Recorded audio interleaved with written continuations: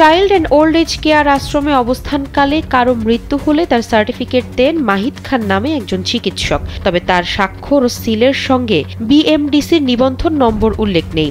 বিএমডিসির বিধি অনুযায়ী চিকিৎসকের স্বাক্ষর ও সিলে নিবন্ধন নম্বর উল্লেখ করা বাধ্যতামূলক। বিস্তারিত জানার জন্য বিভিন্ন মাধ্যমে খোঁজ নিয়ে মোহাম্মদ আব্দুল মাহিদ খান নামে একজন চিকিৎসকের সন্ধান পাওয়া যায়।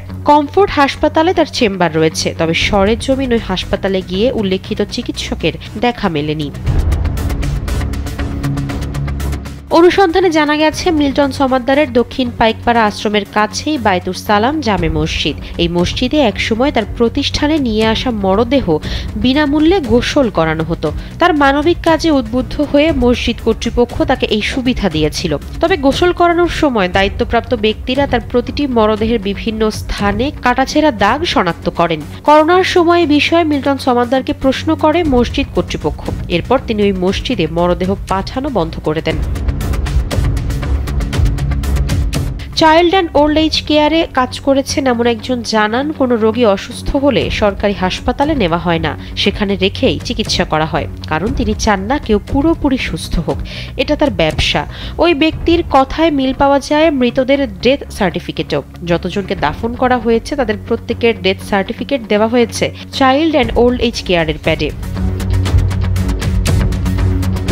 মিল্টন সমাদ্দারের 5টি ফেসবুক পেজে বিভিন্ন মোবাইল ব্যাংকিং প্রতিষ্ঠানের 16টি নম্বর দেওয়া রয়েছে। এছাড়া 3টি বেসরকারি ব্যাংকে খোলা হিসাবের মাধ্যমে চলে আর্থিক লেনদেন। এসব মোবাইল ব্যাংকিং এবং ব্যাংক অ্যাকাউন্ট নম্বরে লেনদেনের তথ্য সংগ্রহ করেছে কালবেলা। এতে দেখা যায় প্রতি মাসে কোটি টাকার মতো জমা হয়। তবে মিল্টনের আশ্রমে থাকা সর্বসাকুল্যে 50 জন মানুষের দেখাশোনার জন্য এই বিপুল পরিমাণ টাকা ব্যয় হয় কিনা সেই প্রশ্ন উঠেছে।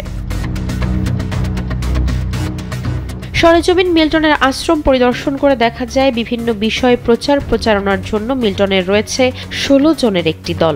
এরা বিভিন্ন মানবিক গল্পের ভিডিও তৈরি করেন।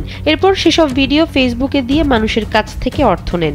রোববার কল্যাণপুরের অফিসে মিল্টন সমাদ্দারের সঙ্গে কথা হয় এই প্রতিবেদকের। সে সময় তিনি জানান তার আশ্রমে বর্তমানে 130 জন নারী, 126 জন পুরুষ, 42 জন প্রতিবন্ধী শিশু, মানসিক ভারসাম্যহীন মায়েদের 6 জন সন্তান এবং তৃতীয় শ্রেণীতে পড়া 7টি শিশু রয়েছে। তার হিসাবে সব মিলিয়ে আশ্রিতদের সংখ্যা দাঁড়ায়